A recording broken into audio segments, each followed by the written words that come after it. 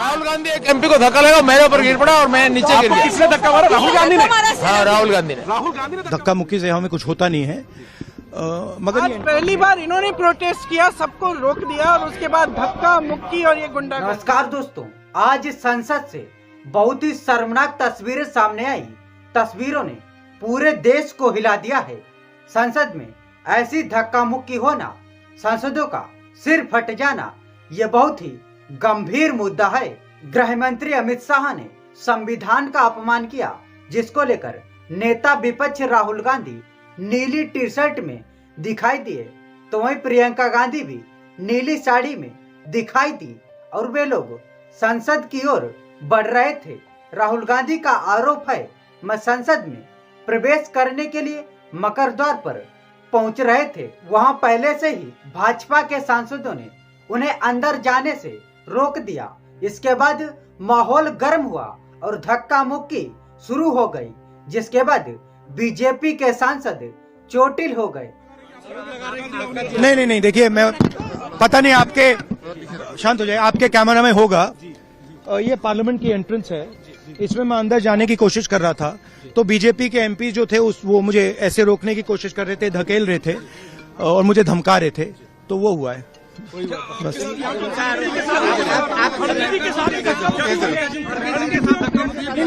देखिए, हाँ, किया है, मगर ठीक है, कोई मतलब धक्का मुक्की से हमें कुछ होता नहीं है, मगर ये एंट्रेंस है पार्लियामेंट हाउस की और हमारा अधिकार है अंदर जाने का, और बीजेपी के जो मेंबर्स हैं वो हमें अंदर जाने से रोक रहे थे।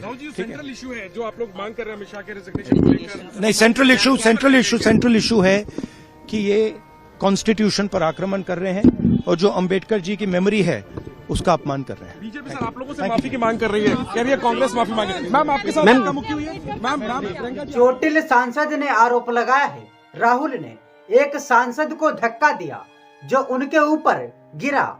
सांसद ने क्या कुछ कहा है? राहुल गांधी एक एमपी को धक्का लगा, मेरे ऊपर गिर पड़ा और मैं नीचे गिर गया। किसने धक्का मारा? राहुल गांधी ने। हाँ, राहुल गांधी ने। राहुल गांधी ने धक्का मारा। राहुल गांधी। कौन सी जगह पे सर? सर किस जगह पे? सर किस जगह पे? सीढ़ी के ऊपर में मैं खड़ा हुआ था और राहुल गांधी ने आकर के एक एमपी को धक्का लगाया, वो मेरे ऊपर गिर पड़ा और मैं। कहाँ चोट लगी सर आपको? कहाँ चोट लगी सर? एक बार दिखा दीजिए। अस्पताल में घायल सांसदों से मिलने पहुंचे गृह मंत्री अमित शाह, केंद्रीय मंत्री शिवराज सिंह चौहान और पीयूष गोयल सांसदों से मिलने पहुंचे। इसके बाद केंद्रीय मंत्री शिवराज सिंह चौहान ने क्या कुछ कहा? सारंगी जी घायल हैं, यहाँ भी उनको ब्लीडिंग हो रही थी, उनकी आंख के पास टांके लगाए गए हैं और अभी वो स्वास्थ्य लाभ ले रहे हैं। मुकेश राजपुरोहित जी भी यहाँ एडमिट है, घबराहट हो रही है, बीपी बढ़ा हुआ है और सारंगी जी को देख के भी मन पीड़ा से भर गया। संसद के इतिहास का ये काला दिन है। मर्यादाओं की धज्जियां उड़ा दी गई, लोकतंत्र को तार तार कर दिया गया, कलंकित कर दिया गया। राहुल गांधी और कांग्रेस ने जो गुंडागर्दी की है उसका कोई दूसरा उदाहरण नहीं मिलता। अब मुझे समझ में नहीं आता, राहुल गांधी ऐसी गुंडागर्दी करेंगे, धक्का मुक्की करेंगे, सांसदों को पीटा जाएगा? ऐसा आचरण आज तक भारत के संसदीय इतिहास में देखा नहीं गया। अगर महाराष्ट्र और हरियाणा में हार गए तो खींच संसद के अंदर क्यों उतार रहे हैं सर? लेकिन राहुल गांधी की तरफ से कहा जा रहा है कि मैं अंदर जा रहा, संसद के अंदर खींच क्यों उतार रहे हैं? एक पाठशाला लगनी चाहिए ट्रेनिंग देने की राहुल गांधी और कांग्रेस के लोगों को कि लोकतंत्र में आचरण कैसा होता है, व्यवहार क्या होता है, मर्यादाएं क्या होती है। आज मन सचमुच में मैं भी 6वीं बार सांसद हूं, मन बहुत व्यथित है, दुखी है। कैसी चोट लगी है सर? कितनी? अमित शाह जी के भाषण में जो पोल खोली कांग्रेस की, नेहरू जी हो, इंदिरा जी हो, कांग्रेस ने जो व्यवहार किया, भारत रत्न डॉक्टर बाबा साहब अंबेडकर जी के साथ, अब उसकी खींच इतनी कि गुंडागर्दी पर उतर आएंगे।